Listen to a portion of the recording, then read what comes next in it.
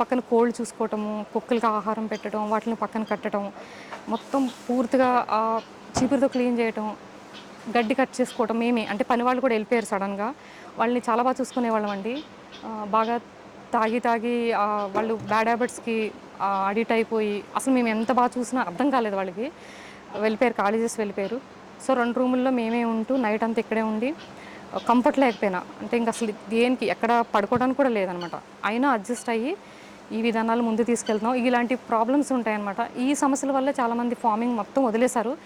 వదిలేయకూడదు. కష్టాలొచ్చినా కూడా నిలబడి చేయగలిగితే ఖచ్చితంగా రిజల్ట్ ఉంటుంది. సో, ఇప్పుడు మేము ఇంత కష్టపడుతున్నాము. అలా అని అందరూ వదిలేశారు. మేము కూడా వదిలేసాం అనుకోండి. ఇది ఈ విధానం ముందుకు రాదు. ఇది చాలా కష్టం అనమాట. భయమేస్తుంది. ఫ్యూచర్ తలుచుకుంటుంటే అసలు మనుషులు ఎలా బతుకుతారు ఈ ఎనర్జీస్ లేకపోతే? ఇంతకుముందు 10 మినిట్స్ తినకపోయినా ఉండలేని దాన్ని ఇప్పుడు 5 అవర్స్ అంటే మీకు 3 నుంచి 4, 5, 6, 7, 8, 9 అంటే ఇంకో గంట పడుతుంది నాకు. ఉండగలిగానంటే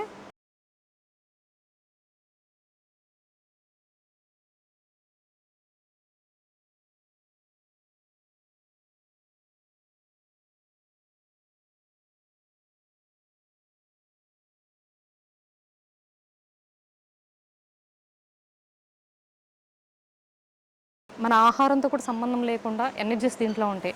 అందుకే ఇలాంటి కంపల్సరీ ముందుకు రావాలి. చేసేవాళ్ళకి సపోర్ట్ ఉండాలనేది మళ్ళీ మళ్ళీ మీకు అంటే చాలా సార్లు చెప్పిందే. ఎందుకు చెప్తున్నామంటే చాలా ఇంపార్టెంట్, చాలా అవసరమైందండి.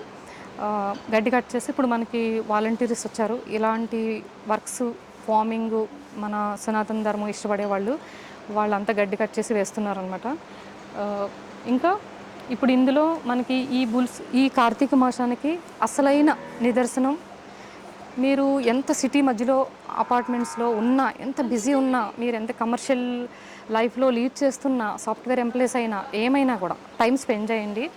నెలకి 2 టైమ్స్ అంటే 15 రోజులకి ఒక్కసారి ఖచ్చితంగా టైం స్పెండ్ చేయొచ్చు. లేదు బిజీ ఉన్నాం, మేము చాలా పనులున్నాయి అంటే దీనికంటే ఇంపార్టెంట్ వర్క్స్ ఏముంటాయండి మనకి? మనమే నిలబెట్టుకోవాలి, కాపాడుకోవాలి. సో, మనకి